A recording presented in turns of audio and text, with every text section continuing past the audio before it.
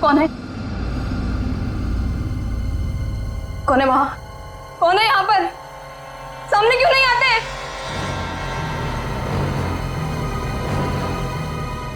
बस बहुत हो गया, बंद करो ये खेल, बंद करो ये खेल।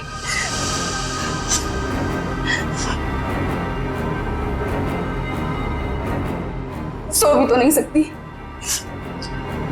अगर सो गई शायद फिर कभी नींद से उठ ही ना पाऊं। जूही, श्रुति तुमसे कितनी बार कहा है कि दरवाजा खटखटा के अंदर आया करो। ओ हेलो मैडम, ये गर्ल्स हॉस्टल है, किसी ऑफिस की बॉस का केबिन नहीं है। तुम नहीं समझोगी। जूही, क्या हुआ तुम्हें? इतनी चिड़चिड़ी और उखड़ी उखड़ी क्यों लग रही हो? जो इंसान 4 दिन से सोया नहीं हो ना, उसका बर्ताव ऐसे ही होगा ना। सोती क्यों नहीं? मैंने कहा था ना तुमसे, वो सिर्फ और सिर्फ सपने हैं, उनका कोई मतलब नहीं है। श्रुति, सिर्फ सपना नहीं है वो, जो मेरे ऊपर बीत रही है वो तेरे पर बीत रही होती तब तुझे मेरी तकलीफ पता चलती। मैं तेरी तकलीफ समझ रही हूँ जूही, लेकिन तू मेरी बात नहीं समझ रही है। जैसा तू सोच रही है वैसा कुछ भी नहीं है। नहीं, चल अच्छा, अब थोड़ी देर आराम कर। चल श्रुति ने अब तो गहरी नींद में सो जा। मेरी बात मान जूही, सो जा थोड़ी देर। मैं नहीं सोऊंगी श्रुति। सो जा जूही, तुझे मुझ पे भरोसा है कि नहीं? है ना? तू अभी आराम से सो जा, मैं तेरे कमरे के बाहर ही हूँ। वो सपने फिर आएंगे श्रुति। नहीं आएंगे। Good night. साल भर पढ़ाई करते तो आज नौबत तो ना आती। मुझे बहुत डर लग रहा है यार, कुछ भी तो कंप्लीट नहीं हुआ है। मैं तो श्रुति से न... श्रुति, पता है मैं तुझे ही ढूंढ रही थी। मुझे तेरे नोट्स देना यार, वरना पता नहीं एग्जाम्स में क्या होगा। मुझे बहुत डर लग रहा है यार। मेरे भी नोट्स अधूरे हैं। अच्छा ऐसा करते हैं कि कल लाइब्रेरी जाके इकट्ठा नोट्स बना लेते हैं। तुम दोनों टेंशन क्यों ले रहे हो? अरे गर्ल्स, क्या हो रहा है? एग्जाम शुरू होने वाले हैं। चलो सब अपने अपने कमरे में जाओ और जाकर पढ़ाई करो, बहुत रात हो गई है। Yes madam.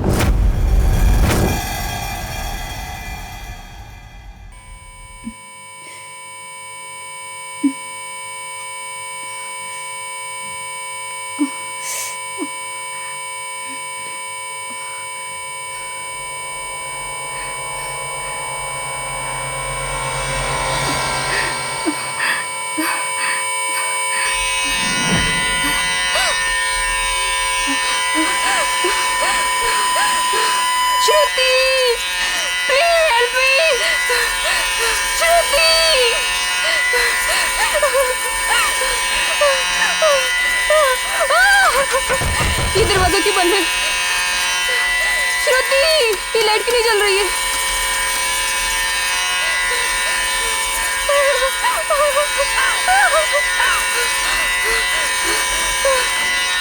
ये खिड़की क्यों जाम है?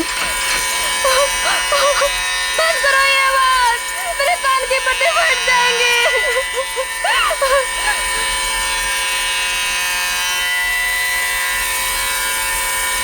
ये धुआं कहाँ से आ रहा है?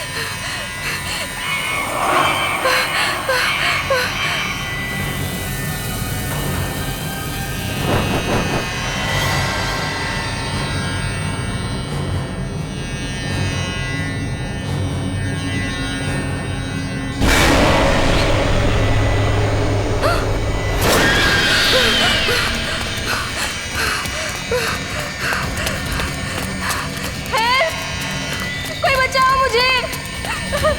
हेल्प! कोई है? बचाओ! Please help me! कोई है? कोई बचाओ मुझे! मत मारो मुझे! मत मारो! मत मारो मुझे! मत मारो!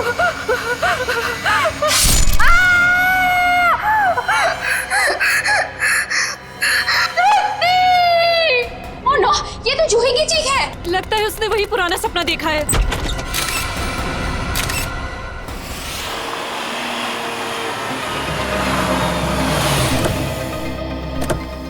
आशिया, क्या पता चला? सर, मरने वाली का नाम जूही है। वैसे भोपाल से है, मगर यहाँ MBA की पढ़ाई के लिए आई थी। सर, लगता है जब वो सो रही थी उस वक्त किसी ने चाकू मार के उसका खून रोक दिया। श्रेया, जूही का कमरा कहाँ है? सर ऊपर। सर एक और बात, जब उसका खून हुआ उस वक्त उसके कमरे में और कोई भी नहीं।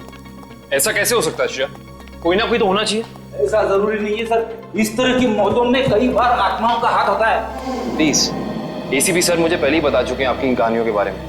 बेहतर होगा कि इन मर्डर केसेस के साथ ये आत्माओं की कहानियां ना जोड़ें। प्लीज, समझ गए? यही कमरा है? Yes sir. आइए। एक्सक्यूज मी, एक सेकंड, एक्सक्यूज मी।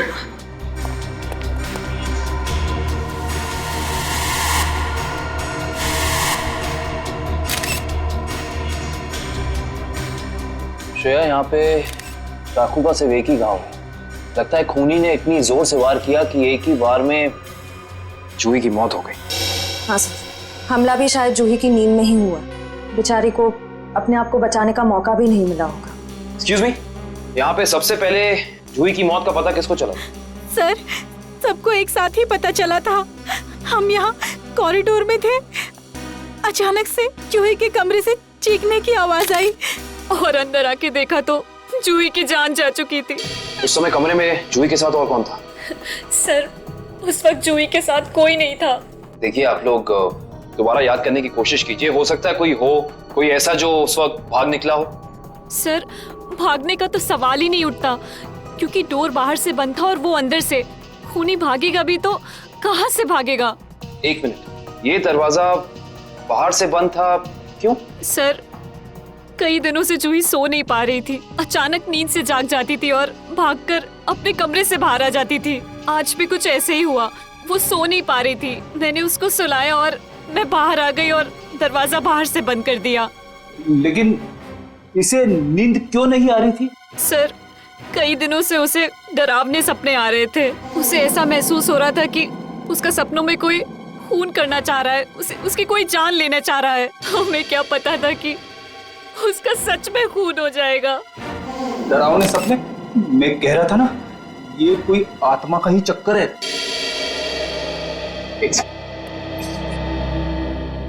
आपको कितनी बार बताया है कि आत्माओं की बातें सबके सामने मत किया करिए। वो लोग क्या सोचेंगे सीआईडी के बारे में? सॉरी। अच्छा, आप अभी कह रही थी कि जूही को डरावने सपने आते थे। कभी उसने आप लोगों के साथ कुछ शेयर किया कि उसे किस चीज के सपने आते हैं? कुछ भी? सर, उस ड्रॉर में जूही का स्केच बुक है। उस ड्रॉर में? जी सर।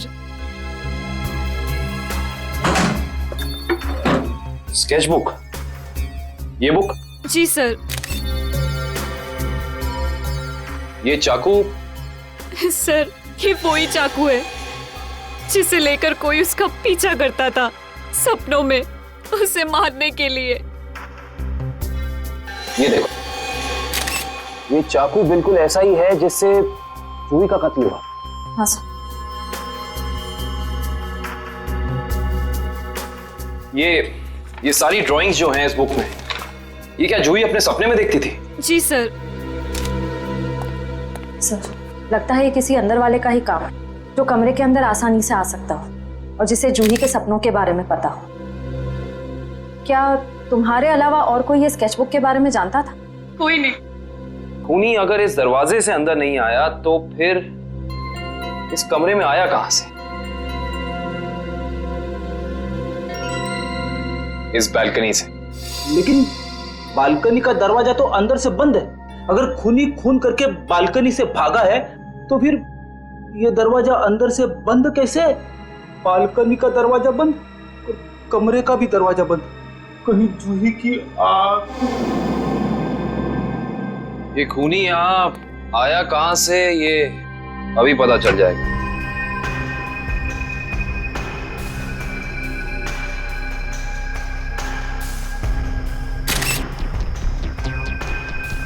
ये देखो, जूते के निशान। हो ना हो खूनी इसी बालकनी से चढ़कर आया है। लेकिन बालकनी का दरवाजा तो अंदर से बंद था, तो फिर खूनी यहाँ ऊपर चढ़ के कमरे के अंदर आया कैसे होगा? ये भी पता चल जाएगा फ्रेडी जी। बस एक बार जूही के मौत के कारण पता चल जाए, कुछ तो होगा यहाँ, कोई सबूत कुछ तो होगा। इधर देखो, ये पाइप, इसी वाटर पाइप से चढ़कर खूनी इस बालकनी तक आया है। यहाँ के वॉचमैन से मिलना पड़ेगा। माफ कर दिए साहब, गलती हो गई। इसे गलती कहते हो तुम? एक इंसान गर्ल्स हॉस्टल की बैल्कनी में चढ़ जाता है, अंदर कमरे में जाके खून कर देता है, और तुम्हें कुछ पता भी नहीं चला। बस साहब 15 मिनट के लिए मेरी आंख लग गई थी। मैं सपने में भी ऐसा नहीं सोच सकता था कि उस दौरान ऐसा कुछ हो जाएगा। तुम्हारी 15 मिनट की लापरवाही की वजह से एक लड़की की जान चली गई, उसकी जिंदगी लौटा सकते हो तुम?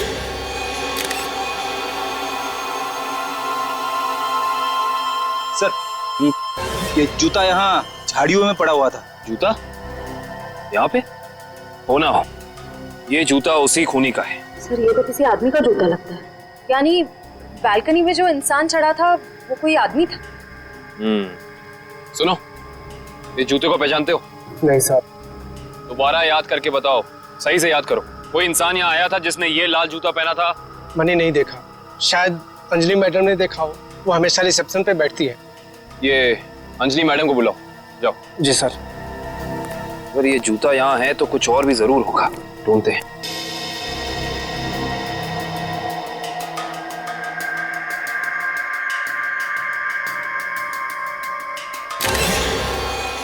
इस तरफ ये जूतों के निशान। एक जूते का निशान थोड़ा गाढ़ा है और दूसरे का हल्का। ये वाला गाढ़ा है। इसका तो एक ही मतलब है, ये जूता जिसका भी है वो इंसान लंगड़ा के चल रहा था। और वो लंगड़ा के इसलिए चल रहा था क्योंकि जब वहां बैल्कनी से वो नीचे आया उसे चोट लग गई, फिर वो यहाँ से भागा और यहाँ पे जूता रह गया। हाँ साहब, मैं ही अंजलि हूँ। आपने मुझे बुलाया? जी अंजलि जी, हमें आपसे कुछ सवाल पूछने थे। जी। अंजलि जी, आपने इस लाल जूते को देखा? मेरा कहने का मतलब है किसी इंसान को इसको पहनकर यहाँ आते हुए देखा, लंगड़ाते हुए? हाँ साहब, मैंने देखा था। मनीष लंगड़ाते हुए जा रहा था। मनीष? ये मनीष कौन है? जूही का दोस्त है। अंजलि जी, जब वो यहाँ आया, ये गर्ल्स हॉस्टल है राइट, आपने उसको रोका नहीं? मैंने उसे रोका पर वो रुका ही नहीं। और क्या? मनीष अक्सर जूही से मिलने हॉस्टल आया करता था, पर कुछ दिनों से उन दोनों के बीच में अनबन चल रही थी। किस बात को लेकर अनबन चल रही थी? मुझे उस बारे में कुछ पता नहीं। कोई बात नहीं, अब तो इस बारे में हम मनीष से ही पूछ लेंगे।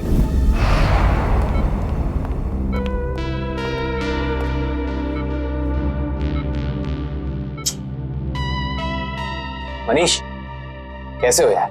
मैं ठीक हूँ, पर आप लोग कौन हैं? तुम्हारे शुभचिंतक हैं, सीआईडी वाले।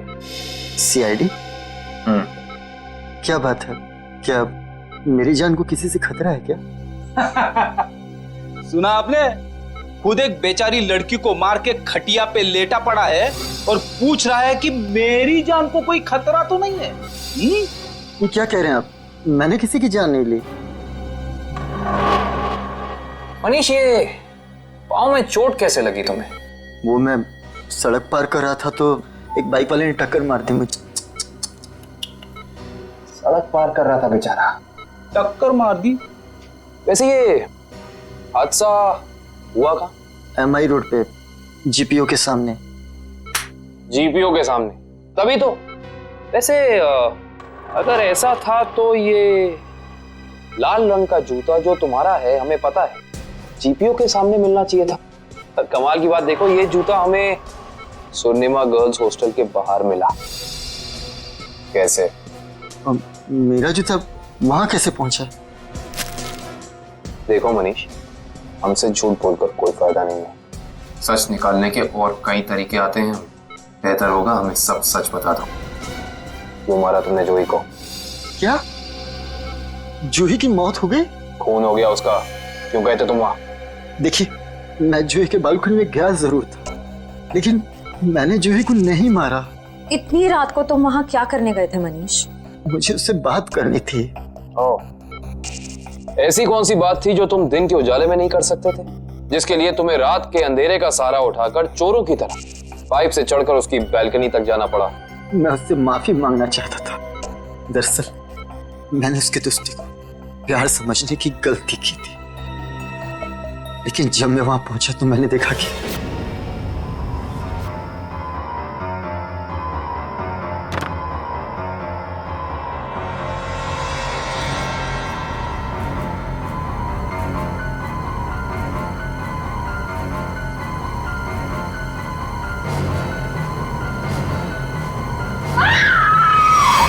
शर्म आनी चाहिए तुम्हें मनीष। उसकी मदद करने की बजाय तुम वहां से भाग गए। यही है तुम्हारा प्यार? अगर किसी ने वहां मुझे देख लिया होता तो इल्जाम तो मुझे पर आता ना। देख तो तुम्हें लिया ही था। अंजलि जी ने तुम्हें रोकने की कोशिश भी की पर तुम रुके नहीं। ये सब छोड़ो, हमें ये बताओ कि जब तुम वहां थे तो उस वक्त कमरे में और कौन था? मैंने वहां किसी को नहीं देखा। हेलो, क्या एक और खून? कहां पे?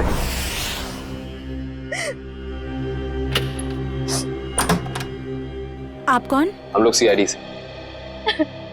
आइए।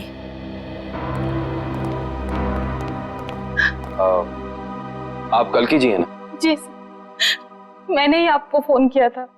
मेरी सहेली मीरा का खून हो गया है। उसकी लाश ऊपर उस कमरे में पड़ी है।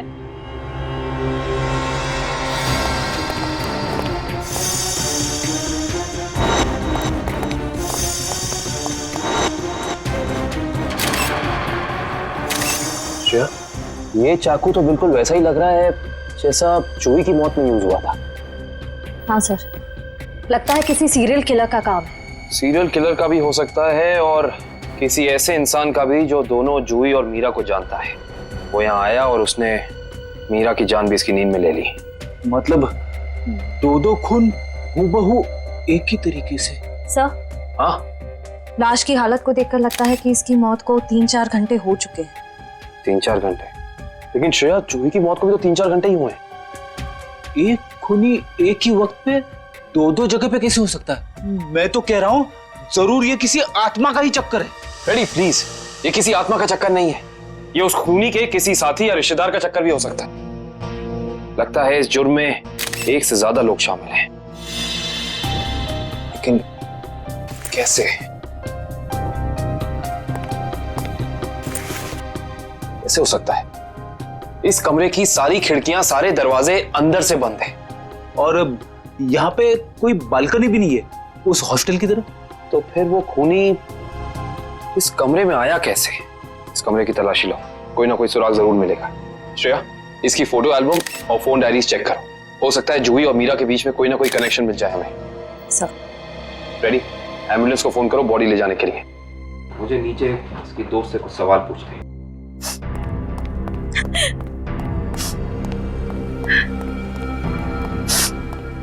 कल्की जी। जी। आपको मीरा की मौत के बारे में कब पता चला?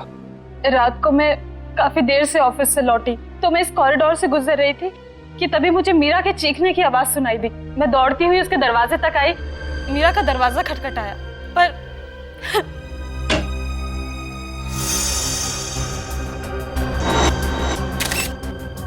फिर क्या हुआ? मेरा मतलब जब आप यहाँ आई तो ये दरवाजा खुला था कि बंद था? दरवाजा बंद था तो मुझे वॉचमैन को बुला के दरवाजा खुलवाना पड़ा। कल्की जी, जब आप यहाँ पे आई तो आपको यहाँ इस घर में कोई भी निकलते हुए यहाँ से दिखा, भागते हुए दिखा? नहीं।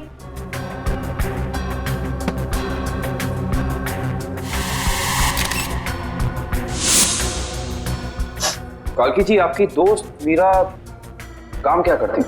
बैंक की एरिया मैनेजर थी वो, और 2 साल पहले उसका तबादला हमारे शहर में हुआ था। तबादला? हाँ श्रेया, क्या पता चला? सर, मरने वाली का नाम जूही है। वैसे भोपाल से है मगर यहाँ MBA की पढ़ाई के लिए आई थी। क्या ये तबादला भोपाल से यहाँ हुआ?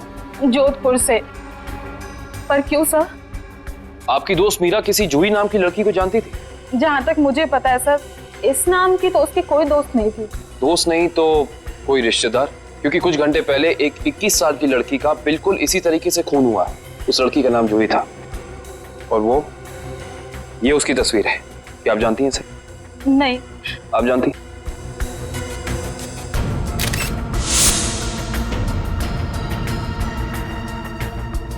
ये क्या हो रहा है हमारे शहर में? आम आदमी तो बिल्कुल भी सुरक्षित नहीं है। कल्की जी, आपको किसी पे शक है? I mean, आपकी दोस्त मीरा की किसी से कोई दुश्मनी, कोई अनबन? उसका कोई दुश्मन नहीं था सर। मीरा तो बहुत ही सुलझी हुई लड़की थी।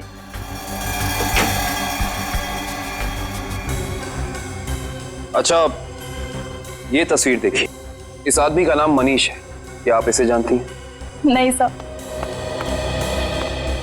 सर, आशा, मैंने मीरा के सारी डायरीज, सारे एल्बम्स चेक किए। मीरा और जूही के बीच कोई कनेक्शन नहीं है, कोई संबंध नहीं है। कोई ना कोई संबंध तो जरूर है, वरना ये खूनी सिर्फ इन्हीं दोनों लड़कियों को निशाना क्यों बनाएगा? कुछ तो है जो हमें समझ नहीं आ रहा है। कल्कि जी, क्या कुछ दिनों से मीरा किसी बात को लेकर परेशान थी? हाँ सर, कुछ दिनों से उसे डरावने सपने आ रहे थे। डरावने सपने? मीरा को भी डरावने सपने आ रहे थे? हाँ सर, बस कहती रहती थी कि उसका कोई खून करना चाहता है।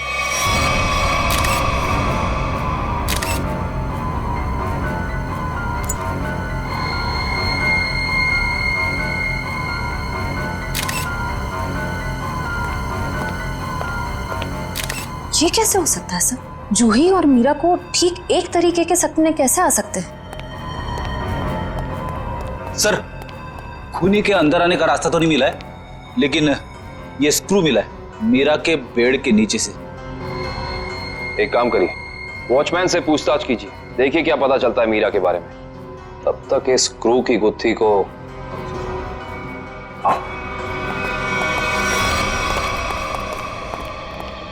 करण, रेडी को ये स्क्रू कहाँ मिला था? सर वहां उधर। इधर? ये स्क्रू हाँ आया कैसे होगा? हाँ ले आओ, संभाल के। इश्ता, श्रेया, संभाल के।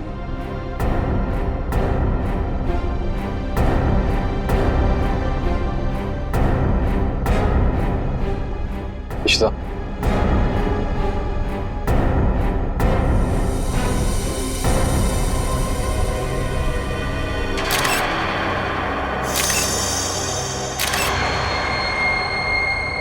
तो ये बात है। क्या हो सर? ये देख रही हो सीलिंग फैन? अब ये सीलिंग फैन इस स्क्रू की गुत्थी को सुलझाएगा। करण, समझ गया सर।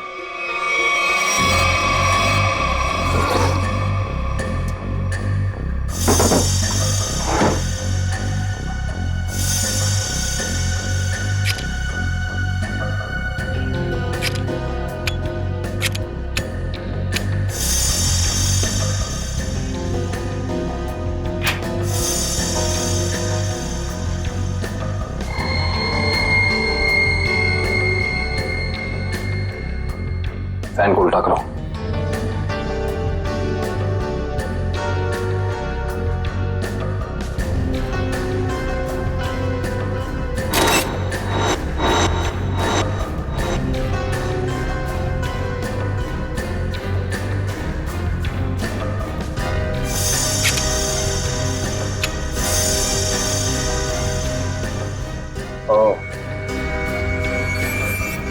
सर यानी ये स्क्रू इस फैन का है? हाँ श्रेया, किसी ने इस फैन के साथ छेड़खानी की है, अभी पता चल जाएगा।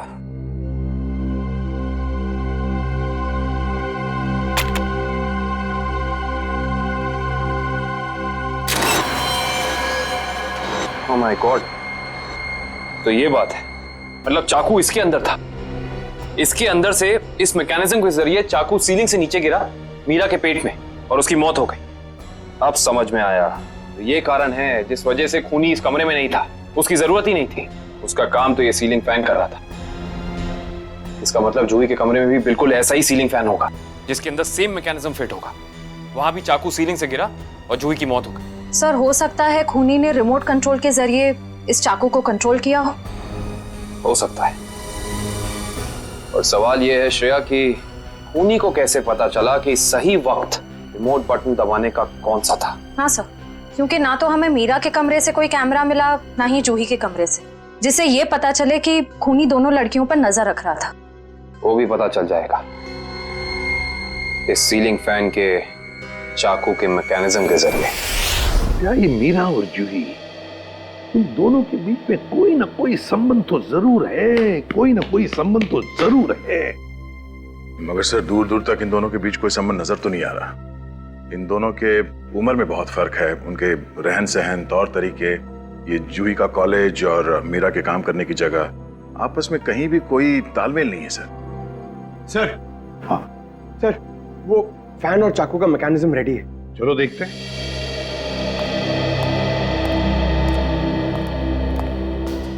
पंकज, रिमोट ऑन करो।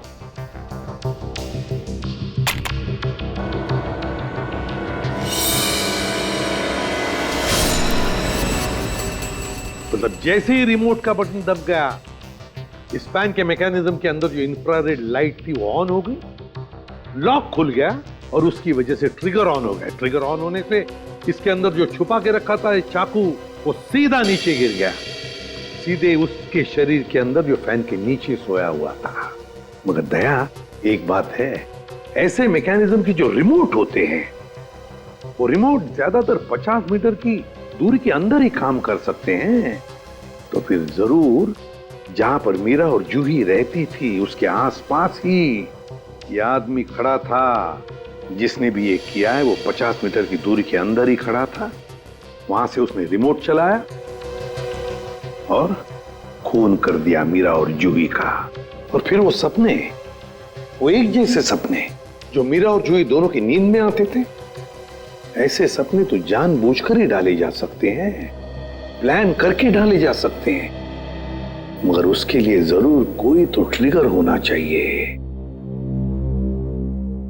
सर, हाँ, जूही के कमरे में लगे पंखे में भी ठीक ऐसा ही मैकेनिज्म मिला है। और तो और जूही और मीरा दोनों के कमरों में एक हफ्ते पहले इलेक्ट्रिकल वायरिंग का कुछ काम हुआ था। जूही और मीरा दोनों के घर में, दोनों के कमरों में एक हफ्ते पहले इलेक्ट्रिकल वायरिंग हुई थी।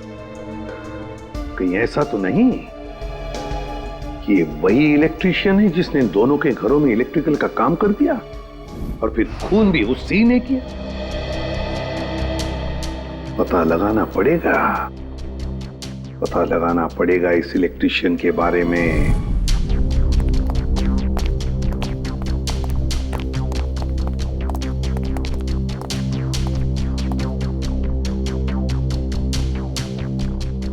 ना ही मीरा के मोबाइल पे कोई अलार्म था और ना ही जूही के मोबाइल। फिर दोनों को एक ही वक्त एक जैसे सपने कैसे आ सकते हैं? इसका मतलब सपने ट्रिगर करने वाला मैकेनिज्म यहीं कहीं है। सर, ये देखिए, इस पे अलार्म है, लेकिन सुबह 6 बजे का। 6 बजे का?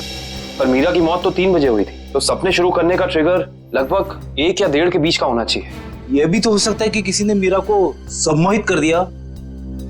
ऐसा नहीं हो सकता फ्रेडी, क्योंकि अगर ऐसा होता तो मीरा के दिन भर का हाव भाव, चाल चलन सब प्रभावित होता। पर ऐसा नहीं हुआ। नहीं, कुछ है यहां जो हम अभी तक देख नहीं पा रहे। ढूंढो, यही है।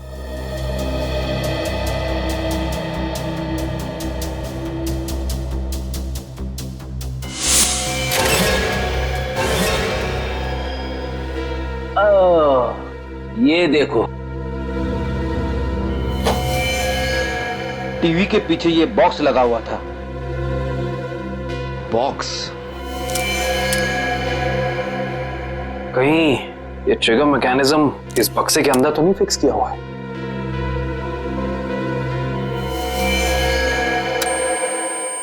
अरे अलार्म बंद करो, ये आवाज मेरे कान के पर्दे फाड़ डाली। सर, कौन सी आवाज? यहाँ कोई अलार्म नहीं बज रहा है। अरे इतने जोर से बज रहा है, सुनाई नहीं दे रहा है। बंद करो। हाँ, बज तो रहा है, लेकिन बहुत धीमी आवाज में। बंद करो, बंद करो। बंद हो। Thank you. इतना भद्दा अलार्म मैंने जिंदगी में नहीं सुना। सोने वाला उठेगा नहीं, हार्ट अटैक से सीधे ऊपर चला जाएगा। मगर सर, अलार्म की आवाज सिर्फ आपको कैसे सुनाई दी? हो सकता है श्रेया, क्योंकि ये लो फ्रीक्वेंसी अलार्म है। श्रेया, ये सिर्फ उन लोगों को सुनाई देता है जिनकी साउंड टॉलरेंस और सुनने की शक्ति इसकी ध्वनि से मेल खाती हो। यानी फ्रेडी सर की तरह जूही और मीरा भी इस अलार्म की आवाज को सुन सकती थी। वो ये बात नहीं जानता था। उसने इस ध्वनि का इस्तेमाल सिर्फ उनके दिमाग को कंडीशन करने के लिए किया, ट्यून करने के लिए, ताकि उन्हें वो डरावने सपने दिखा सके। लेकिन डरावने सपनों का कोई संबंध ही नहीं था इस मौत से। अगर वो चाहता तो बिना सपनों के भी मार सकता था उन्हें। मार सकता था, पर शायद वो ऐसा चाहता नहीं था। खूनी अपने शिकार के साथ खेलना चाहता था, तड़पाना चाहता था, फिर उनकी नींद में उन्हें एक गहरी मौत देना चाहता था। इंटरेस्टिंग। करण सर, कल की को बुला के लाइए। जी। को ये देखो। अरे आइए। कल्कि जी, जी। इस आवाज को पहचानती हैं आप? ये आवाज मैंने यही सुनी है, मीरा के घर पे। कब?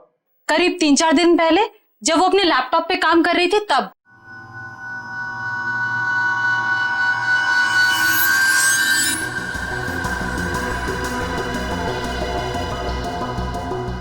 आपको मीरा के लैपटॉप का पासवर्ड पता है? नहीं सर। हमें कंप्यूटर एक्सपर्ट से इसका पासवर्ड ब्रेक कराना होगा, लेकिन मुझे लगता है कि हमारे सारे सवालों के जवाब इसी लैपटॉप के अंदर है, इसके अंदर।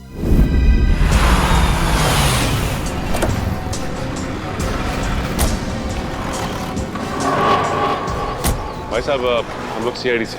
सीआईडी से? क्या हुआ साहब? हमें पता लगा है कि पिछले हफ्ते आपका एक इलेक्ट्रिशियन वायरिंग करने के लिए इस एड्रेस पे गया। हाँ साहब, गया तो था, पर हुआ क्या? इन दोनों जगहों पे एक एक खून हुए और हमें शक है कि ये खून आपके इलेक्ट्रिशियन ने किया है। मेरे इलेक्ट्रिशियन? हाँ, और वो भी पंखे में चाकू फिट करके। अरे बाप रे, पंखे में चाकू? जी हाँ, और आप ये बताइए कि इन दोनों जगहों पे आपका कौन सा इलेक्ट्रिशियन गया था? मंगेश गया था सर, पर आज वो आया नहीं है। इस मंगेश का एड्रेस तो है ना तुम्हारे पास? हाँ, मंगेश का एड्रेस लेके ना। सर, वो लैपटॉप का और ईमेल का पासवर्ड खुल गया। Very good job, thank you very much. काबिन, जरा लैपटॉप चेक करो। जी। देखो वो ऑडियो फाइल है क्या इसमें, जिससे वो सपने आते थे उसे।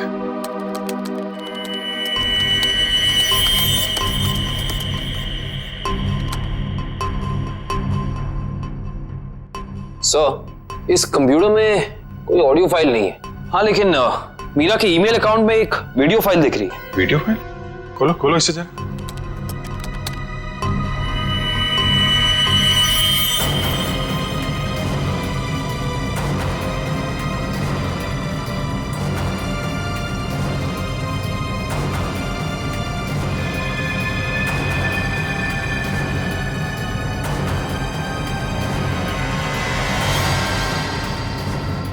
सर, ये सारे विजुअल तो मैंने जूही की स्केचबुक में देखे हैं।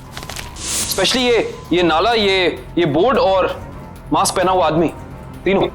इसका मतलब खूनी ने जूही और मीरा दोनों को चेतावनी भेजी थी। उन लोगों को हमारे पास आना चाहिए था मदद मांगने। जरा ये फाइल फिर से चलाना।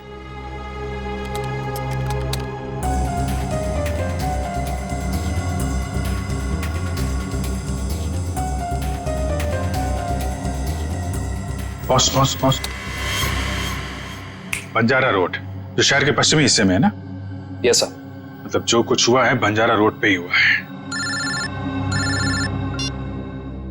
क्या? ठीक है, ओके। सर, उस इलेक्ट्रिशियन मंगेश का जो पता मिला था वो नकली है सर। कोई बात नहीं, स्केच बनवाओ उसका और अपने डेटाबेस में चेक करो। बंजारा रोड, वहां जाके देखना पड़ेगा। सब लोग बाहर ध्यान रखना।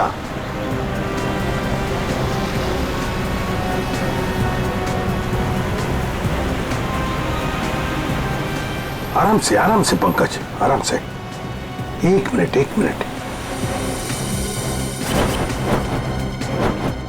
यह है ना एक सूखा नाला है और वो रहा पेड़। सूखा नाला और उसमें वो पेड़। जरा आगे चलकर देखते हैं।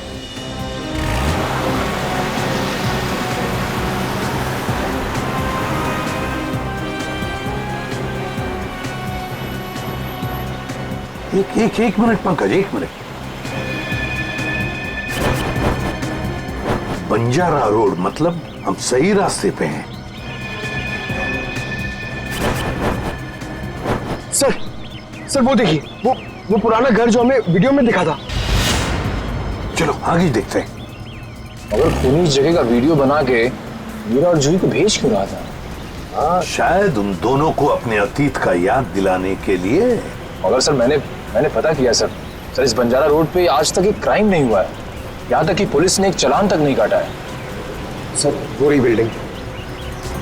हाँ, वो क्या, रॉयल मून होटल। ले लो अंदर।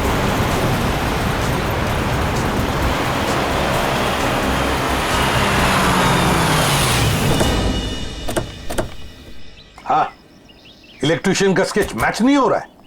तो कोई बात नहीं, ठीक है।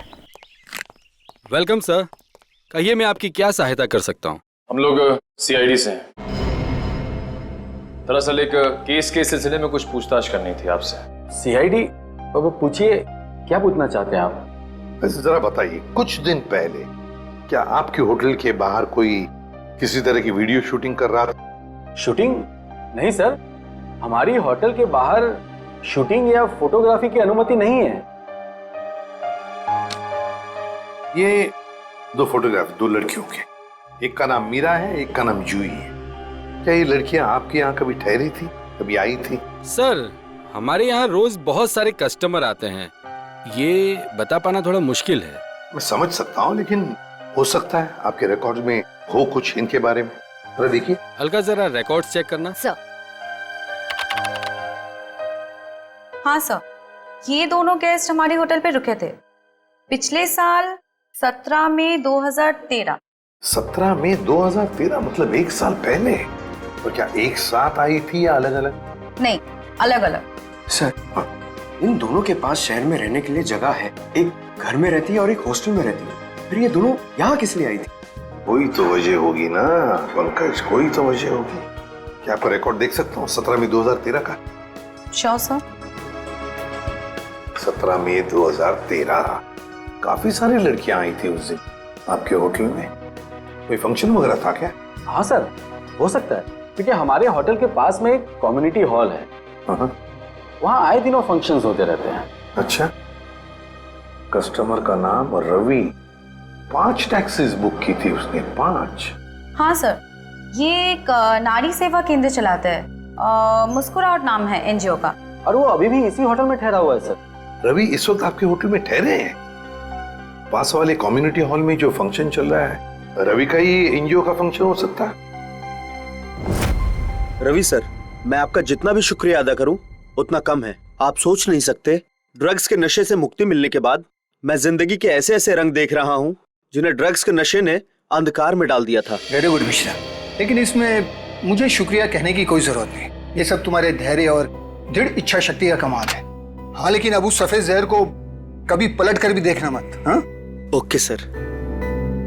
माफ कीजिएगा रवि जी, आपको मैं इंटरप्ट कर रहा हूँ, लेकिन ये जरूर कहूंगा कि आप बहुत ही अच्छा काम करते हैं, बहुत ही पुण्य का काम करते हैं हमारे देश के नौजवानों को ड्रग्स में से बाहर निकाल कर। सर, आप एसीपी प्रद्युम्न है ना सर? जी हाँ, मैं एसीपी प्रद्युम्न। सर, हमने बहुत किस्से पढ़े हैं सर आपके बारे में, और तभी से आपसे मिलना चाहता था सर, लेकिन अब आप सर बैठे क्यों हैं सर, प्लीज। सर क्या लेंगे सर आप, चाय कॉफी कुछ? एक ठंडा लेमन आइस टी। जी, ठंडा लेमन आइस टी तो नहीं मिलेगी, साधारण चाय चलेगी। रवि जी, हमें कुछ नहीं चाहिए, कुछ नहीं चाहिए, थैंक यू वेरी मच। बस एक जरूरी काम है आपके पास। 2 लड़कियों के बारे में हम कुछ इंफॉर्मेशन चाहते हैं। अब कौन सी 2 लड़कियां सर? ये जूही और ये मीरा, क्या आप बता सकते हैं कि पिछले साल ये दोनों आपके इस एनजीओ में आई थी? जूही और मीरा? हाँ सर, ये सर आई थी दोनों यहाँ पर। एक्चुअली सर, इन्हें भी ड्रग्स के नशे की बुरी लत पड़ गई थी सर, इसलिए ये दोनों आई थी यहाँ हमारा सेमिनार अटेंड करने के लिए। लेकिन सर, इस बात को तो करीब 1 साल हो गया है, अब इनके बारे में पूछताछ। इन दोनों लड़कियों का खून हुआ है। क्या खून हो गया? लेकिन सर कैसे, किसने किया सर?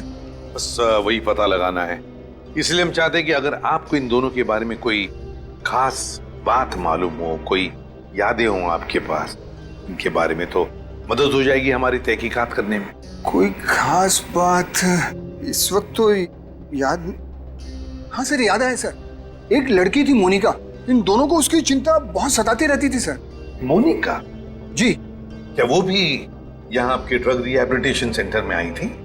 आई तो थी सर यहाँ पर, लेकिन वो ड्रग्स के खिलाफ अपनी लड़ाई जीत नहीं पाई सर। दरअसल सर, 1 साल पहले अपनी बिल्डिंग की छत से कूदकर उसने आत्महत्या कर ली थी सर, ड्रग के नशे में। मोनिका ने आत्महत्या कर ली? जी सर। उसका पता तो होगा ना आपके पास? जी सर, मोनिका का एक ही सगा भाई है, अमित। मोनिका की मौत के बाद सारी प्रॉपर्टी, सारी जायदाद उसी के नाम हो गई। तो क्या मोनिका के भाई ने प्रॉपर्टी के लिए अपनी बहन का खून किया? ये भी तो हो सकता है कि मोनिका ने आत्महत्या की हो। मैंने कहा ना, काम हो जाएगा। जी कहिए। आपका नाम अमित है? जी हाँ, मगर आप लोग? सीआईडी, मोनिका के बारे में कुछ सवाल करने थे आपसे। ओह, 1 साल हो गया मेरी बहन को मरे हुए, लेकिन अब भी कोई ना कोई आकर मेरे पुराने जख्म को लेता रहता है। पूछिए, क्या पूछना है आपको? देखिए अमित जी, हम आपका दुख समझ सकते हैं, मगर क्या करें, 2 खून हुए, इसलिए आपकी बहन के बारे में कुछ सवाल करने आए हम लोग। 2 खून? मगर किसके? जूही और मीरा का। ये दोनों आपकी बहन मोनिका के दोस्त थे ना? हाँ, बदकिस्मती से ये मेरी बहन के दोस्त। बदकिस्मती से? क्यों? वैसे तो मीरा और जूही तुम्हारी बहन की बहुत फिक्र करते थे। अगर सच में उन्हें मेरी बहन की फिक्र होती तो वो फिर से उसे ड्रग्स की खाई में ना धकेलते। क्या वो दोनों फिर से मोनिका को ड्रग्स की लत लगाना चाहते थे? हालांकि वो दोनों खुद ड्रग्स से छुटकारा पाना चाहते थे। मुझे नहीं पता कि वो आदत से छुटकारा पाने आए थे या दोबारा ड्रग एडिक्ट्स को बढ़ावा देने, लेकिन इस काम में एक और भी था उनके साथ। हाँ, विशाल। विशाल? ये विशाल कौन? विशाल जूही और मीरा को ड्रग्स देता था और ये बात मोनिका जान गई थी, लेकिन जब लोगों को पता चला कि मोनिका को उनका राज पता है तो उन्होंने उसे फंसाने के लिए उसके बैग में ड्रग्स डाल दी। वो पकड़ी गई, उसके ऊपर पुलिस केस भी हुआ। वो ये सदमा बर्दाश्त नहीं कर सकी और उसने आत्महत्या कर ली। सर, कोई तो है जो मोनिका की मौत का बदला ले रहा है। जूही और मीरा पहले ही मर चुकी हैं। अब अगला नंबर शायद विशाल का। अमित, कल रात तुम कहाँ थे? आप मुझ पे शक कर रहे हैं? क्या करें, शक करने की आदत जो है हमें। और फिर तुम तो अपनी बहन के सबसे करीबी हो ना। मुझसे ज्यादा करीबी तो उसका मंगेतर था, रणविजय। दोनों ने जन्मों जन्मों तक साथ रहने की कसमें खा रखी थी। रणविजय? ये रणविजय यही है ना? हाँ, यही तो है वो, लेकिन रणविजय का स्केच आपके पास कैसे? हो सकता है मीरा, जूही और मोनिका की मौत का राज रणविजय जानता हो। Thank you Ranvijay. सर, वो रहा विशाल का घर। विशाल की जान को खतरा हो सकता है।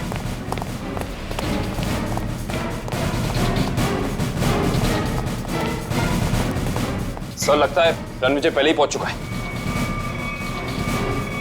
विशाल, ठीक तो हो ना? सर, जान बचा के भागूं सर। रणविजय कहाँ है? सर उधर।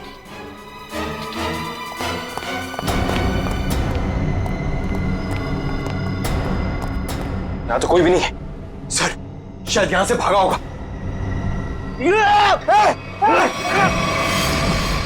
रणविजय! कोई मत हिलना सर, इसको मारूंगा नहीं तो। छोड़ दो उसे, छोड़ दो। देखिए, वैसे तो मुझे सीआईडी वालों से काफी लगा हुआ है, पर अगर सीआईडी ने मेरे साथ कोई होशियारी की ना तो ये बात मुझे अच्छी नहीं लगेगी। चाकू नीचे फेंक दो। फेंक दो चाकू। डरो मत, कुछ नहीं करूंगा तुम्हारे इस मोटू ऑफिसर को। मोटू मत बोल, टाइटिंग कर रहा हूं आजकल। देखो, मुझे अपना काम करने दो। बेवकूफी मत करो, नहीं बच पाओगे तुम। अरे बचना किसको है? एक बार मैं इस विशाल को मार दूं, भले मुझे फांसी हो जाए, फिर मुझे मंजूर है। देखो रणविजय, ये सब करने से क्या मोनिका वापस आएगी? भले ही वापस ना है, लेकिन मेरे बदले की आंख तो पूरी होगी। इन तीनों ने रातों की नींद उड़ा दी थी मोनिका की, इसलिए मैं भी इनके साथ वही कर रहा हूं। इन्हें तड़पा तड़पा कर मारूंगा मैं। देखो रणविजय, मोनिका के साथ जो कुछ भी हुआ ठीक नहीं हुआ। इन तीनों की वजह से बेचारी को जेल जाना पड़ा, बदनामी हुई। नहीं, रात रात भर सो नहीं पाती थी वो, बुरे बुरे सपने देखकर जाग जाती थी। ये विशाल ने मोनिका का बंजारा रोड पे पीछा किया था उसे मार डालने के लिए, इसलिए मैंने भी इन्हें पहले बुरे बुरे सपने दिखाए और अब मैं इन्हें मौत की नींद सुला रहा हूं। रणविजय, ये तुम क्या करने जा रहे हो? विशाल को उसके किए की सजा कानून देगा। अरे कानून का क्या गया, प्यार तो मैंने अपना खोया है ना।